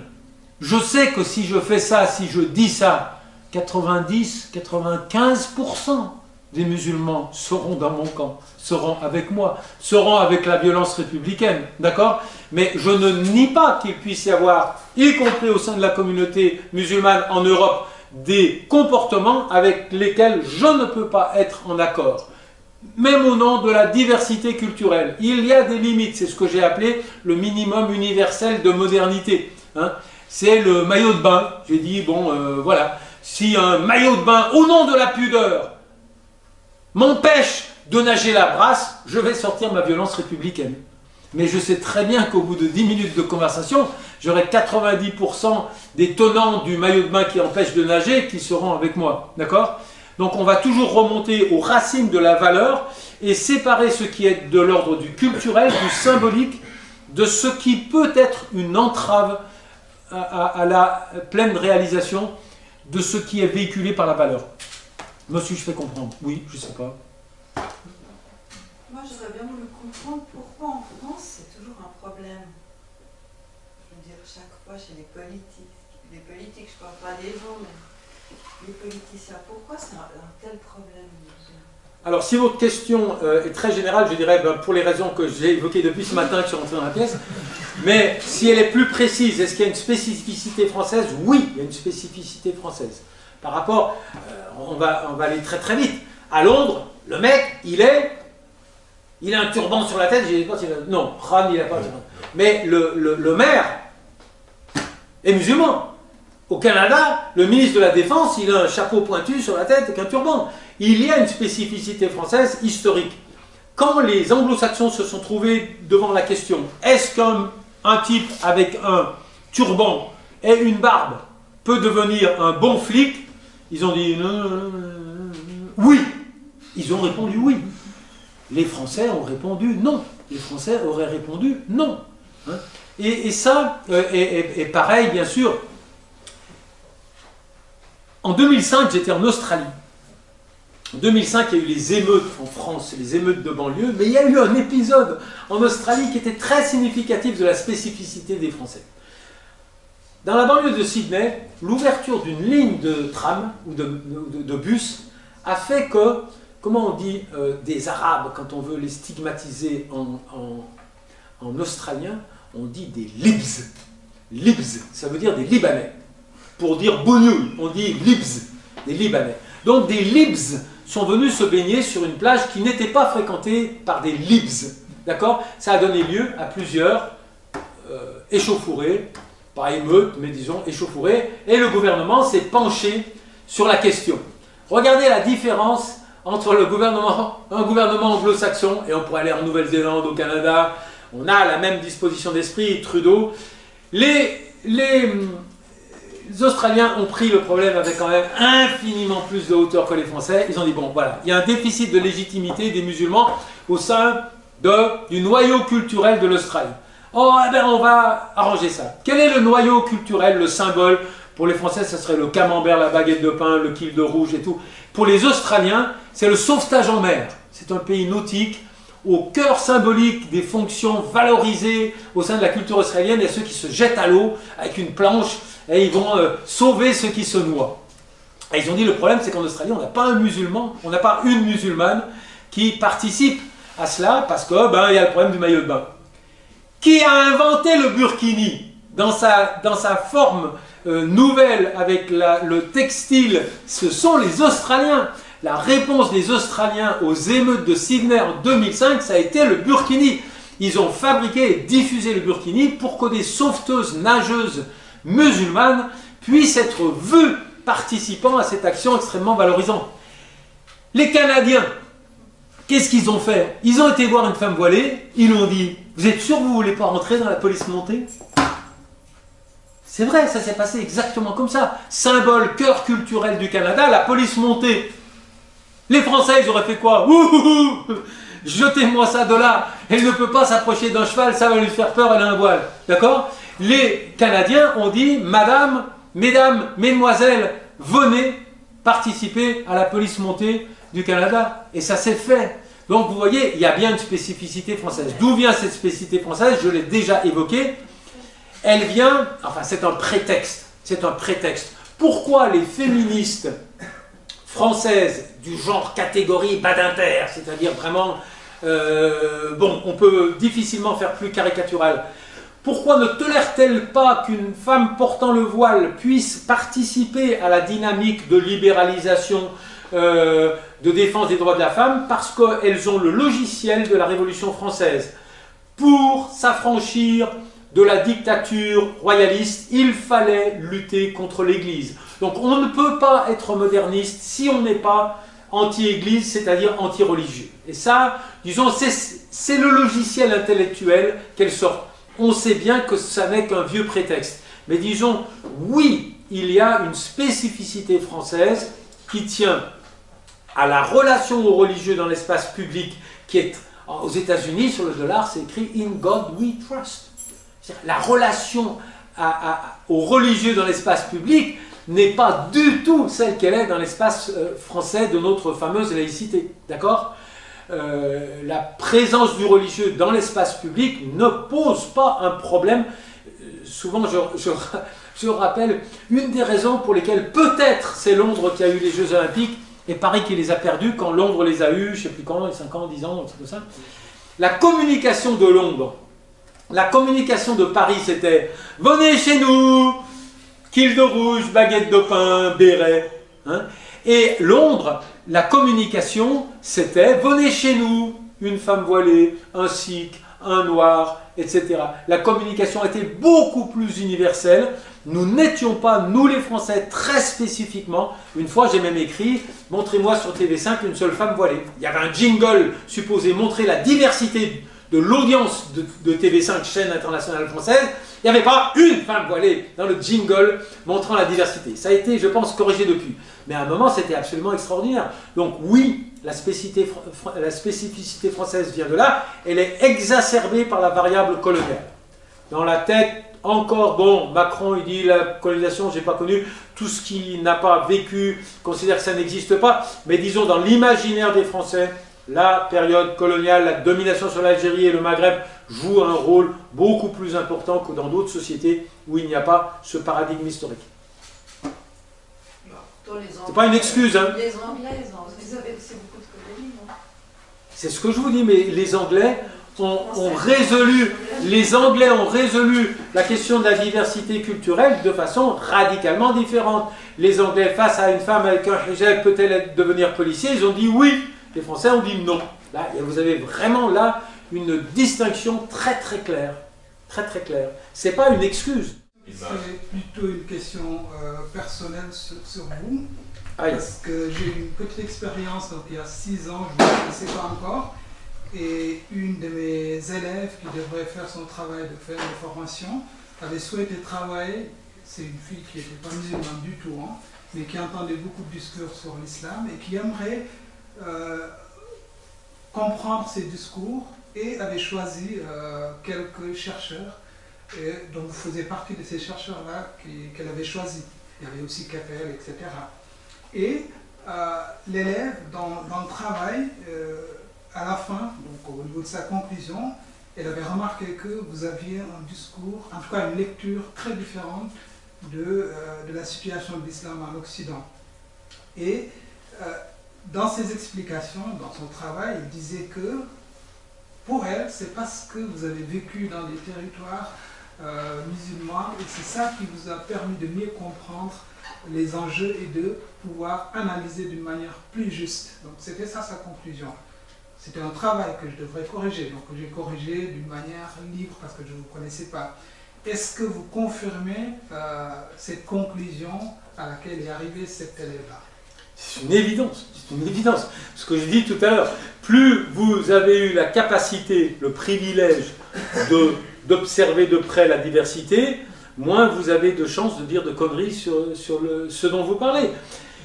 Plus vous parlez à distance d'un phénomène, plus vous avez une tendance à vous servir d'instruments qui ne sont pas fonctionnels. Vous allez vous servir du Coran pour expliquer le fonctionnement de la société yéménite. Vous êtes à côté de la plaque. Je ne dis pas qu'il ne faut pas se servir du Coran.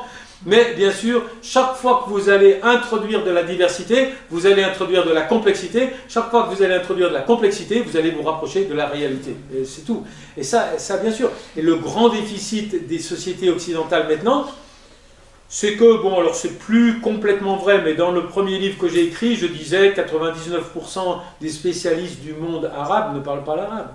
Il y a un déficit linguistique terrifiant, terrifiant quand un journaliste d'une grande chaîne d'information, il dit Yahya, Ahmed, enfin, il n'y a jamais le moindre début de commencement de capacité à prononcer. Il dira Hamas par contre, hein, ça sans aucun problème. Bon, j'exagère un peu. Mais nous avons un déficit de connaissances. La connaissance se produit de façon verticale. Et puis pendant très longtemps, les institutions scientifiques occidentales ont eu le monopole de la production du savoir sur les sociétés de la périphérie coloniale. C'est en train de s'inverser très très très lentement.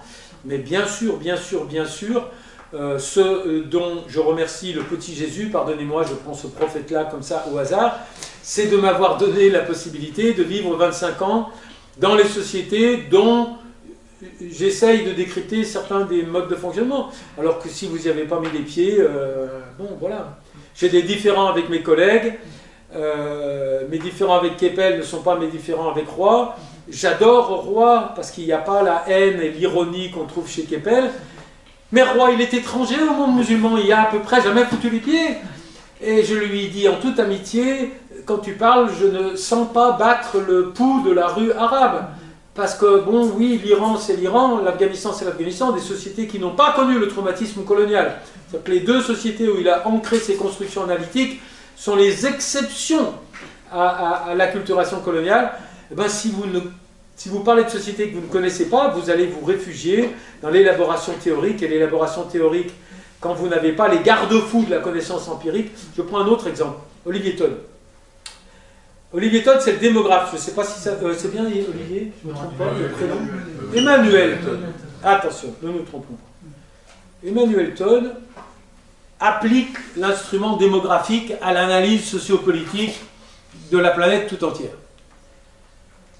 Quand il a les capteurs sur la complexité sociale qu'il étudie, son instrument démographique fonctionne. Quand il a étudié la manif Charlie, remarquable. Mais le même Todd nous a expliqué que s'il y a des attentats suicides en Palestine, vous savez pourquoi? C'est la structure patrimoniale de la famille palestinienne qui diffère indéfiniment l'âge de mariage des garçons. Et alors, vous comprenez, hein, il y a des tensions. Hein, alors ces petits deviennent violents et ils font des attentats suicides. C'est une catastrophe analytique totale. Il a totalement nié. C'est vrai, hein, vous pouvez retrouver, j'ai critiqué, ça s'appelle La rencontre des civilisations, c'est un ouvrage par Youssef Courbage et Todd, et je l'ai démoli dans quelques lignes du Monde diplomatique, et heureusement encore, il disait c'est ça. Hein, la violence des attentats palestiniens, c'était dû à la pression, pardonnez-moi, dans les braguettes des jeunes palestiniens. Non, non, non. Il y a un an, il a commis un ouvrage horrible, épouvantable. J'ai failli sortir de la salle quand il le présentait. Il nous a en gros expliqué à Aix-en-Provence, mais il l'a dit à de nombreuses reprises, que si Bachar al-Assad a réussi à écraser dans le sang son opposition, c'est parce qu'il était plus féministe que ses opposants.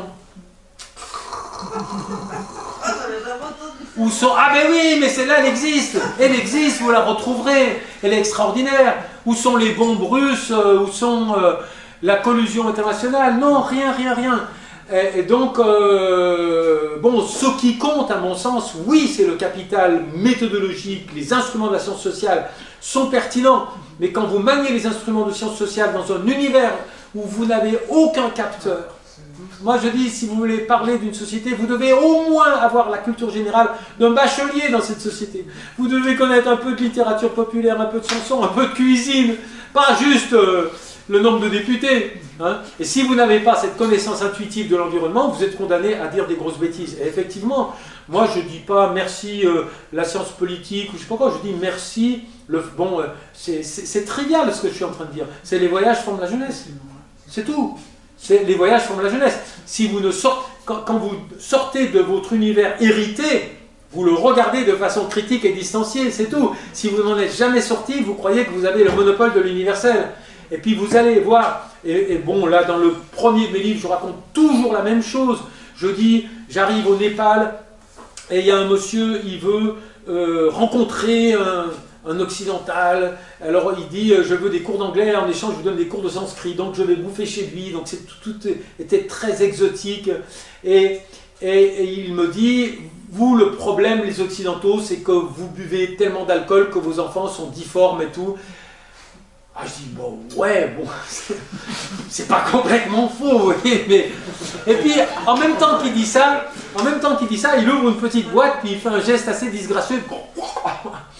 Il se met une boule comme ça, noire, au fond de la bouche. Je dis, c'est quoi?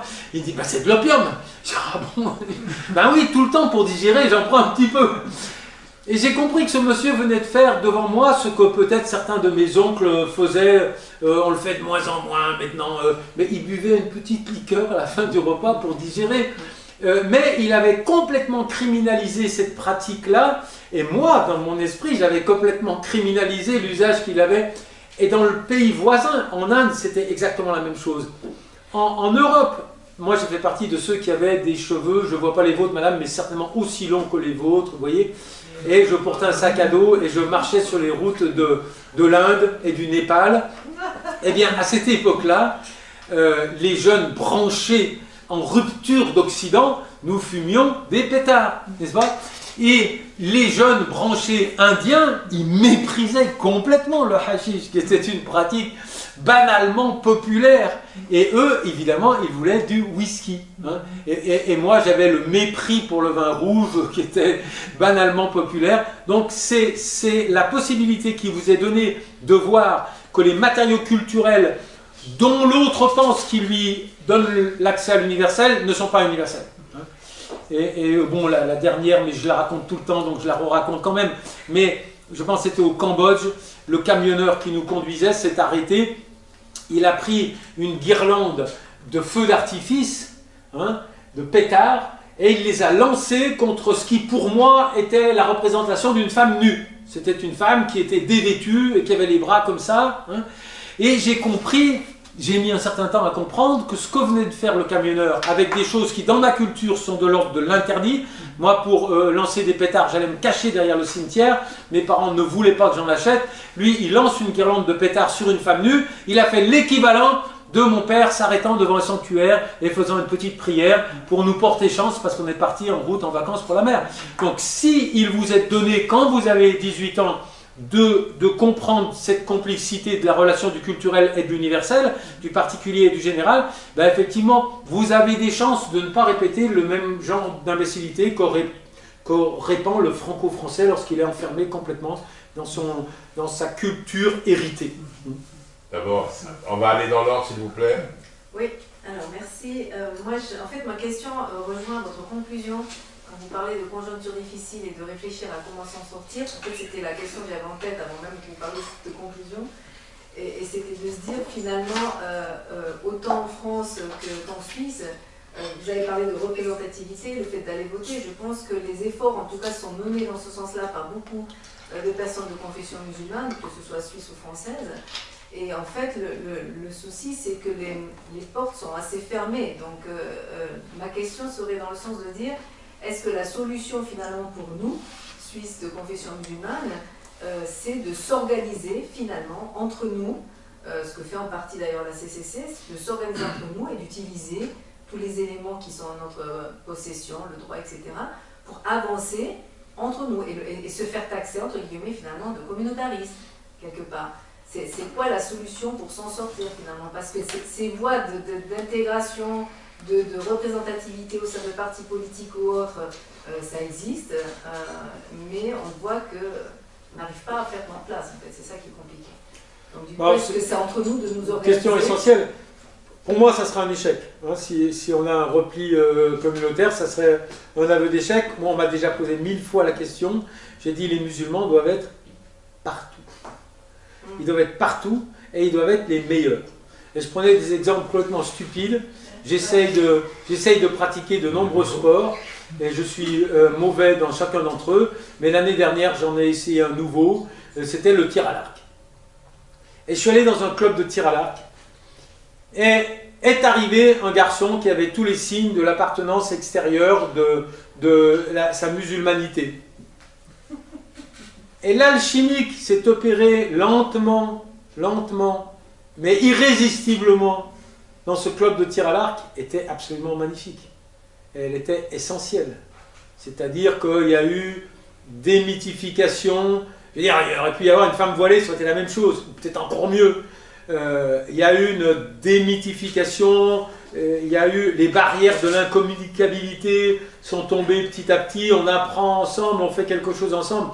Mais je suis totalement d'accord avec vous que très souvent la porte elle est close, enfin, sous un prétexte ou sous un autre. C'est pour ça que l'autre jour, et vous retrouverez la conférence, une conférence au CAREP, au Centre arabe de recherche d'études politiques de Paris, qui a été donc instrumentalisée par Yann Hamel et d'autres dans Marianne-Net et dans Valeurs Actuelles. J'appelle à des listes communautaires. Non, je n'appelle jamais à des listes communautaires. Ce que j'avais dit ce soir-là, c'est un exemple, encore une fois, très personnel. J'habite à Aix-en-Provence. À Aix-en-Provence, il y a un quartier où il y a une densité de musulmans très importante, hein, majoritaire numériquement.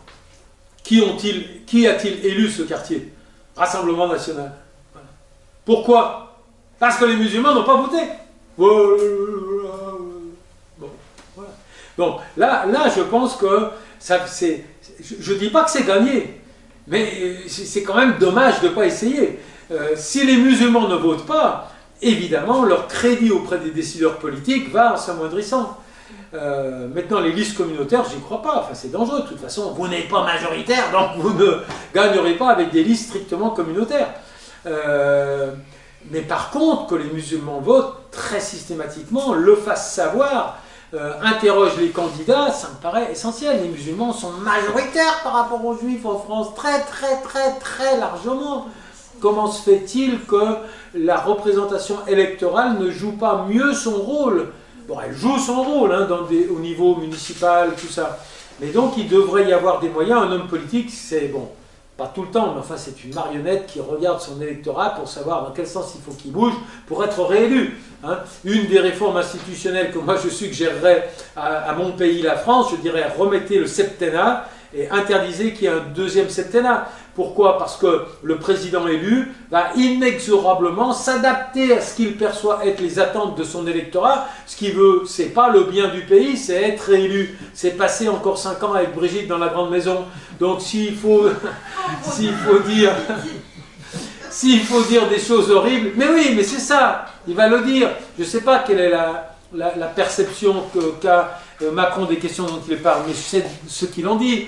Quand Macron appelle Zemmour pour lui témoigner son respect, sa solidarité, parce qu'il a eu une agression verbale, il n'y a rien d'extraordinaire, entièrement filmé, donc on en a vu les limites, le type était à 10 mètres de lui, il était inintelligent de plusieurs façons dans ce qu'il disait et dans le fait qu'il ait fait ce qu'il a fait. Et le président de la République appelle ce monsieur 45 minutes et le fait savoir. Bon, eh bien, moi je pense qu'il ne fait cela que parce qu'il anticipe une évolution de l'opinion publique et qu'il sait que le débat va se dérouler contre le Rassemblement national et qu'il veut faire de la surenchère sur ce terrain-là. Eh bien, si tous les musulmans votaient, je pense que les hommes politiques s'y prendraient à 2 fois avant de basculer aussi explicitement et aussi facilement dans le camp de l'islamophobie, comme ils sont tous en train de le faire maintenant. Donc il faut investir toutes les sphères. Bien sûr. Pour moi, c'est très simple. Vous devez être partout. Alors, ça sera difficile pour vous, vous allez avoir des refus. Mais vous devez être partout et vous allez dédramatiser. Les gens vont s'apercevoir qu'il y a quelque chose de possible à faire avec quelqu'un qui a un dogme et, le cas échéant, qui a un dogme différent de celui qui le contemple.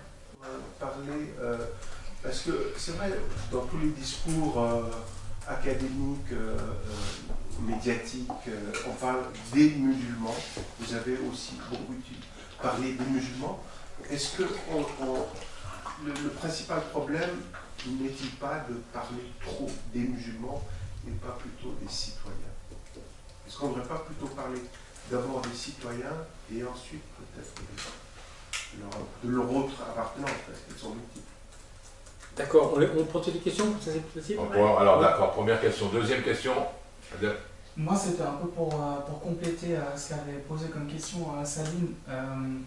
Donc si j'ai bien compris, vous êtes favorable à ce que la communauté musulmane vote, qu'elle vote de plus en plus. Ce serait une manière de changer un peu les choses. Et puis moi, par rapport à la représentativité, j'ai juste pas très bien compris sous quelle forme on devrait faire cette représentativité. Est-ce que c'est simplement d'aller dans tous les partis politiques et puis de se mettre un peu partout, ou bien est-ce qu'il faudrait se constituer sous une autre forme, comme par exemple une association? Est-ce que vous êtes favorable à ça ou pas? Ou un parti. Ou un parti, voilà. Ou un parti politique. Ensuite. Alors oui, merci tout d'abord pour cette intervention. Moi, je viens de la France, donc j'aimerais, on a pas mal parlé de la France d'ailleurs, mais j'aimerais donner mon exemple propre par rapport à cette citoyenneté active et participative. J'habite dans une commune où j'étais, le très bon turc, le très bon musulman, l'exemple parfait.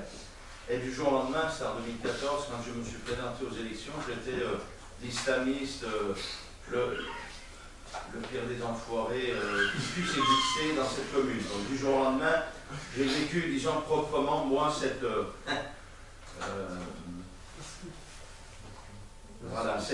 discrimination, on peut appeler ça comme on veut. Et avant cela, j'étais pendant 10 ans, et plus de 10 ans, au Parti Socialiste où j'ai milité. J'étais l'un des meilleurs militants, parce que je passais du temps, de l'énergie, je mettais des affiches, etc. J'étais le super bon turc qui travaillait à fond. Et quand j'ai demandé le partage justement du pouvoir, on a commencé à regarder si je buvais un coup de Ricard, si je faisais la bise, etc. Puis oulala, celui-là, c'est pas un bon turc, comme on l'imaginait, donc on a commencé à m'écarter. Donc pour quelqu'un qui a vécu tout ça et qui est dans la vie associative depuis plus de 25 ans, parce qu'aujourd'hui je suis un des responsables d'une organisation internationale accréditée aux Nations Unies, à l'OSCE, à l'UNESCO, etc. Donc, à la fin, on a décidé décidé de créer une formation politique en France parce qu'on n'avait pas moyen d'évoluer dans ces formations politiques. Je vous l'avais dit tout à l'heure, c'était une faute à faire de faire des listes communautaires, etc. Donc c'est vrai que sur cette lignée, nous avions la même approche, nous-mêmes, avec nos amis, pendant des années, même plus de 10 ans. Et à la fin, avec tous les contraintes qu'on a eues, nous avons décidé de créer une formation politique. Aujourd'hui, où on essaye de créer une formation politique, on va dire ça comme ça. Aujourd'hui, nous défendons aussi qu'il faut être de partout, dans les différentes formations politiques, où on peut être représenté, même si aujourd'hui, il y a quelques années, il n'y avait que Le Pen en étant d'extrême droite. Aujourd'hui, toutes les formations politiques se valent, dans ce contexte aussi de, comme vous l'avez très bien dit, de charingomisation et de représentation. Donc bien sûr, il faut aller voter, mais au-delà de ça, il faut, et je pense que la jeunesse a commencé à demander le partage des pouvoirs. Le problème et les tensions viennent avec justement cette demande de partage du pouvoir, parce qu'on est, pour beaucoup d'entre nous, nés ici en Suisse ou en France, ou arrivés à 2-3 ans, mais on est entre guillemets pour nous intégrés, pour eux nous ne sommes pas assimilés, etc. On demande la partage du pouvoir. Le plus grand raciste, par exemple, dans ma commune, c'était l'Italien qui était venu 15 ans avant moi. Donc qui était plus français que le français de souche, si je puis dire, entre guillemets. Donc voilà, pour dire tout ça, j'essaie de résumer, c'est qu'est-ce qu'on doit dans la pratique, quels sont les conseils. J'ouvre aussi une parenthèse pour donner un exemple, par exemple en France, du CFCF. Les musulmans, à mon égard aussi, sont très très très passifs, sont en train même de dormir avec tout ce qui se passe un petit peu dans cette communauté, parce qu'il y a des choses quand même qui sont très très graves, qui arrivent tous les jours et qui s'aggravent de plus en plus. On parle de la montée de l'islamophobie en Europe bien sûr, mais spécifiquement en France parce qu'il y a une certaine spécificité. Et puis, donc il faut aussi nous remettre en question, nous les musulmans, certes, mais comment arriver à avancer dans cette Amazone qui est quand même très complexe. Aller voter, c'est bien. Nous, on le mettait en avant il y a 15 ans. Aujourd'hui, il faut aller voter et de plus, il faut demander à être élu au niveau local, régional ou national. Que pensez-vous ou que pourriez-vous nous donner en termes de conseils pratiques pour pouvoir avancer sur ce terrain miné? Et peut-être dire un mot sur le CFCF, j'aimerais juste avoir votre approche de cette encore deux questions. Entité. Merci, je te coupe un peu. Deux questions, oui. Bonjour. Fort, la voix, fort. Oui, bonjour, monsieur François Bougat. Je suis content en tout cas de vous retrouver parce que j'étais au Sénégal il y a longtemps avec les élections qui s'étaient passées en Algérie et je cherchais à écouter beaucoup d'intellectuels français qui parlaient sur ce conflit. Et là, j'avais juste trouvé que vous étiez cette lumière qui analysait justement la situation. Donc là, aujourd'hui, en Suisse, je vous rencontre. Et j'aimerais juste poser une question. Quand je regarde l'évolution, en fait, de l'islam en France et tout, et que souvent, il y a toujours voilà, ces partis musulmans qui veulent réclamer ses droits et tout ça.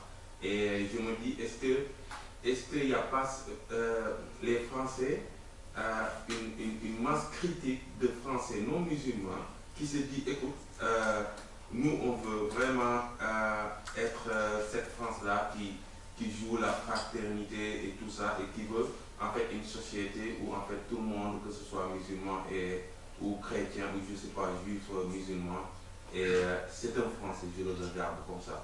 Est-ce que cette masse critique-là ne peut pas... Pourquoi toutes ces années-là et qu'il n'y a pas cette masse critique-là de Français qui peuvent réellement dire, écoute, basta, tout le monde, on est tous Français et voilà, la France est diverse.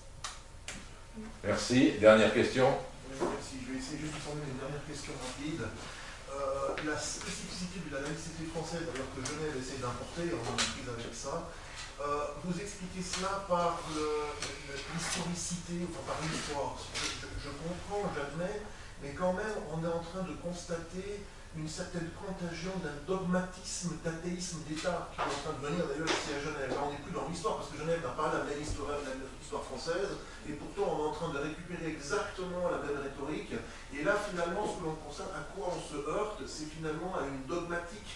C'est l'athéisme d'État qui essaie de se prévaloir. Donc par rapport à cette question-là, ça serait gentil si vous auriez quelques éléments d'éclairage. Merci. Voilà. Alors, juste avant de répondre aux questions, je rappelle simplement qu'à la fin des questions, on arrêtera, on reprend à 2 heures. Si les gens peuvent être à l'heure, ce serait bien. Que Hassan, si tu peux mettre le chapeau à l'entrée pour ceux qui ne reviennent pas cet après-midi, parce qu'on fait une collecte, et qu'il y a des feuilles de prise de position, ça nous permet à nous de prendre position dans les votations. Ceux qui ne l'ont pas fait, merci de remplir, parce que je vais juste faire une remarque qui va dans ce sens. C'est vrai que la CCC, elle s'est énormément mobilisée contre la loi sur la laïcité, et on a constaté que quand on a commencé à bouger, faire les signatures, les gens ont été très vite inquiétés. On dit, mais c'est qui ces jeunes qui débarquent dans la rue, qui osent aller parler et qui prennent des voix? Et qu'en fin de compte, les prises de la position de la CCC, le fait de ne pas lâcher et de continuer, fait qu'effectivement, il y a une lecture de la CCC du point de vue des partis politiques. Ils font très attention. Ils suivent. Hein, ils suivent, parce que ça les inquiète. C'est des jeunes qui font bouger des... Bon, pas moi, hein. Des jeunes qui font bouger des jeunes. Non, mais c'est important à comprendre. Il y a un axe là qui est important et qu'il ne faut pas le lâcher. Voilà, alors je te laisse répondre aux questions. Merci à vous. Tu peux juste préciser les conditions pour pouvoir signer les alors, pour signer les feuilles de prise d'opposition qui sont là, vous devez avoir le droit de vote à Genève. D'accord? Non, oui. Alors, tu vas encore ajouter une question? C'est juste une chose. Moi, j'aimerais simplement dire qu'il faut qu'il y ait une réponse rapide parce qu'il y a beaucoup de questions maintenant et tout. Merci pour cette analyse qui nous montre vraiment la diversité du tableau et à quel point le problème est grand. Merci, parce que c'est vraiment important. Juste une chose. Est-ce qu'on peut dire que le terrorisme islamique, est-ce que la France en est responsable, puisqu'elle est différente des Australiens, des Anglais? Quelle responsabilité a la France dans ce qui est le terrorisme islamique? Voilà, on s'arrête là. Bon, si j'ai bien compris la première question, est-ce que, vous m'avez dit, est-ce qu'on ne parle pas des musulmans d'Europe? Est-ce que vous vouliez faire une allusion aux convertis? Est-ce que c'est ça, des musulmans qui ne sont pas... non. Qu'on arrête de parler des musulmans, qu'on parle des citoyens. Européens, je veux dire, parce que vous avez parlé beaucoup des musulmans en Europe, maintenant ils y sont. Ah, d'accord. Citoyens. Non, mais bon, oui, tout faire pour que la terminologie que l'on emploie gomme le problème. Oui, mais c'est une posture un petit peu volontariste. De la même façon que quelqu'un d'autre a dit, monsieur du Sénégal, est-ce qu'il n'y aura pas une masse critique de gens qui vont prendre une position inverse et parler seulement donc des citoyens et arrêter de parler des musulmans? Oui, ben, on attend tous, mais bon, ça ne vient pas. Donc, je pense que accepter de disséquer le problème et donc d'identifier les musulmans sur une base religieuse pour analyser, bon, on n'aggrave pas la situation, parce que sinon, ce serait la politique de l'autruche. On pourrait dire, non, nous sommes tous frères, tralalala. Et bon, d'accord, mais on sait très bien que quand on sera sorti de cette pièce, sans arrêt, la réalité va nous rapporter les mécanismes de la discrimination. L'athéisme d'État, oui, il est présent. Oui et non. Parce qu'il est sélectif, l'athéisme d'État. C'est ça le problème. Vis-à-vis de l'autre religion, il n'y a pas d'athéisme d'État. On va tous se prosterner au repas du CRIF. On tolère absolument toutes les incursions du religieux. On ne dit pas le judaïsme politique. Pourtant, c'est bien l'expression du dogme que reçoivent les Israéliens qui leur permettent d'affirmer la légitimité de leur présence chez les Palestiniens. On n'appelle pas ça du judaïsme politique. Donc il y a un tel différentiel. Non, malheureusement, il n'y a pas un athéisme d'État. Il y a une islamophobie d'État. Et ça, j'aimerais pouvoir être contredit de façon crédible. Mais quand il s'agit de faire toutes les concessions possibles et imaginables, alors on peut faire la liste, je veux dire. Et vous savez, les djihadistes, hein, Il y a aussi des jeunes Français qui partent en toute légalité, s'engager dans le Sahel, casser du palestinien dans des territoires occupés illégalement au regard de la loi internationale. On ne les appelle pas des djihadistes. Hein. Donc tant qu'il y a cette dichotomie entre le traitement des expressions politiques d'une religion par rapport à une autre, non, on ne peut pas parler, je pense, d'athéisme d'État. Alors, quelle responsabilité bon, là, je suis obligé de faire de la pub pour mes écritures, mais je veux dire, j'ai passé mon temps à répondre à ça là-dedans. Bon, évidemment, je l'ai dit au début de la conférence, les expressions extrêmes d'une appartenance, quelle qu'elle soit, ne sont que l'expression des dysfonctionnements des institutions de la représentation politique.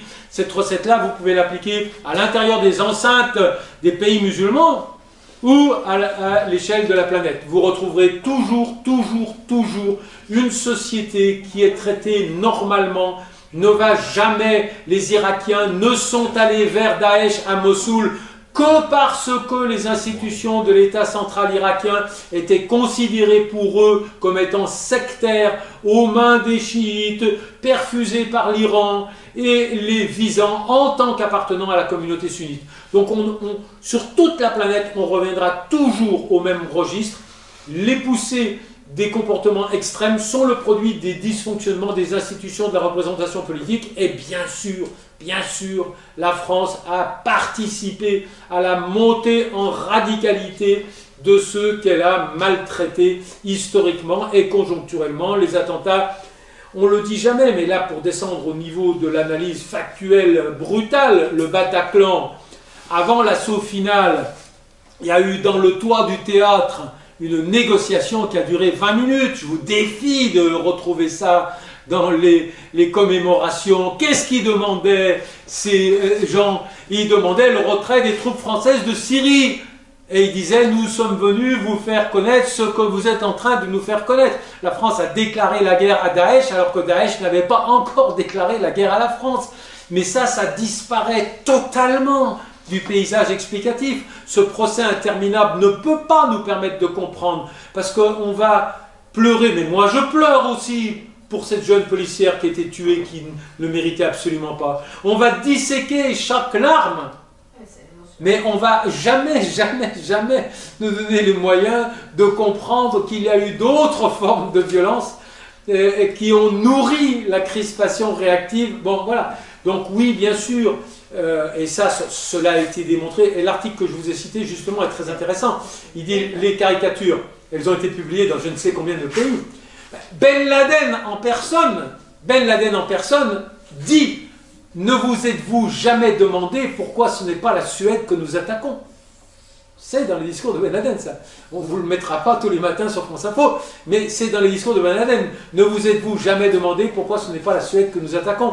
Il a dit ça mot pour mot. Donc bien sûr, le vernis d'agression strictement religieuse des caricatures ne tourne au vinaigre que dans le contexte des dysfonctionnements de la représentation politique.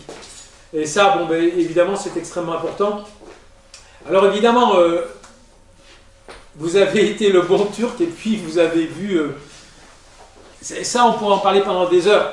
Parce que dans le deuxième de mes ouvrages, L'islamisme en face, je fais parler quelqu'un pour qui j'ai une admiration immense, qui est un intellectuel égyptien, qui s'appelle Tarek el-Bishri, qui est un de ces intellectuels qui était à gauche et qui s'est rapproché des courants islamistes, et qui s'est rapproché des frères musulmans. Et il raconte la séquence de la libération nationale du colonialisme britannique, et il dit quelque chose d'absolument extraordinaire. Il dit, tant que notre combat s'est exprimé avec les catégories de la culture du nationalisme, c'est-à-dire tant qu'on a été à gauche, tant qu'on a bu un coup le soir, nous avons trouvé un écho favorable dans tel ou tel segment des sociétés occidentales. Les catholiques nous aidaient, les communistes nous aidaient. Dès lors que, et c'est la même chose pour l'Algérie, dès lors que nous avons commencé à utiliser le lexique de la religion musulmane, que nous considérions comme étant le cœur de notre univers culturel, la rupture a été totale. Donc, je ne vous ai pas infligé une de mes formules préférées, mais vous la retrouverez puisque j'ai eu le privilège de la dire devant la commission parlementaire des moyens de Daesh, et vous verrez, ça a fait le buzz, vous la retrouverez partout. Mais j'ai dit le problème en Europe, c'est que le seul musulman acceptable, le bon musulman, c'est le musulman qui n'est plus musulman. C'est tout. Et dès lors que, et c'est l'exemple exactement que j'ai pris, à 5 heures, soit tout seul lit, soit tu vas boire l'apéritif. Et celui, alladhi yusalli, c'est un fondamentaliste. Celui qui refuse de venir boire un petit pastis, une petite bière à l'heure de l'apéritif, c'est un fondamentaliste. Et donc, c'est ce mécanisme-là qu'on peut déconstruire. Bon, comment on peut réagir? Moi, je crois que vous avez identifié deux manières. Les deux sont indissociables. Il faut qu'il y ait des actions centralisées au nom des musulmans. Vous avez parlé du CFCM. Moi, je vous parle du CCIF, par exemple. Bon, des collectifs d'ampleur nationale ou internationale qui élèvent la voix, qui mobilisent de l'argent, des avocats qui vont sur le front judiciaire. Il en faut. Mais à côté de ça, il faut l'inverse. J'aime bien sur Facebook, il y a The Muslim, ou bien bon, des appellations communautaires. Et puis il y a Jojo Lapin. Mais Jojo Lapin, je dis, il a quand même des positions qui sont très proches de The Muslim. Évidemment, Jojo Lapin, il est musulman. Mais il va adopter le parti pris de ne pas afficher une appartenance communautaire.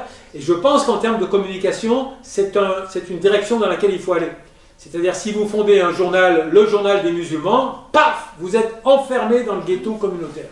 Si vous choisissez le journal des gens qui aiment la verdure et les petits oiseaux, vous avez tout le monde. Ils auront le temps de s'apercevoir qu'il y a dans la rédaction des gens qui sont musulmans et qui sont, ou dont l'islam peut-être interfère avec leur perception, mais on ne va pas faire l'affichage communautaire tout le temps.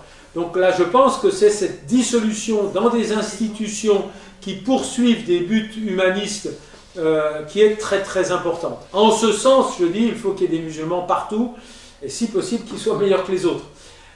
Mais ça ne nie pas l'importance d'un affichage communautaire fort, centralisé, qui doit exister. Alors vous me dites le CFCM, bon, la spécialité de la France, c'est de rendre non fonctionnelles les institutions de la représentation des musulmans. Mettez-vous bien ça dans la tête.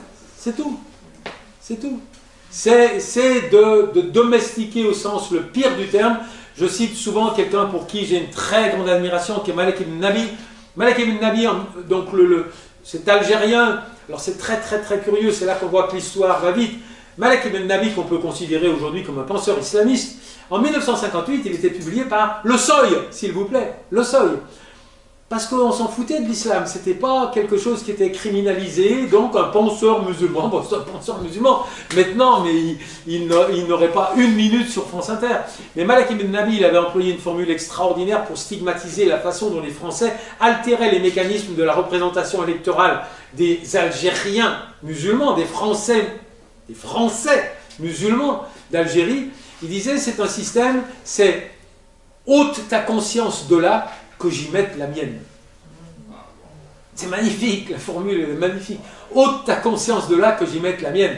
Le système français, à l'égard des musulmans, des mécanismes de la représentation des musulmans, fonctionne comme ça. Donc on va prendre un fonctionnaire payé par l'Algérie, donc par les généraux algériens, donc inscrit dans une logique politique qui est l'éradication de toute conscience politique ancrée dans la religion musulmane. Et évidemment, si, les Émiratis, j'en ai pas parlé, j'en parlerai cet après-midi, mais donc le fonctionnement des institutions de la représentation musulmane officielle a toujours été obéré, d'une façon ou d'une autre. Il y a eu, ben oui, Sarkozy n'a pas fait exactement ce qu'ont fait les successeurs, mais le résultat est toujours au rendez-vous. Le résultat est toujours au rendez-vous. Le tempo de la communauté musulmane n'est pas relayé par des institutions crédibles. D'où le désaveu, d'où l'aliénation, d'où le désintérêt des musulmans pour les fonctionnements des institutions supposées les représenter et ne les représentent pas. Donc oui, mais ça va dans le lot de ce sur quoi j'ai insisté tout à l'heure, dysfonctionnement de la représentation politique et médiatique, bien sûr, médiatique plus encore explicitement que politique. Voilà, merci infiniment de votre attention. Merci.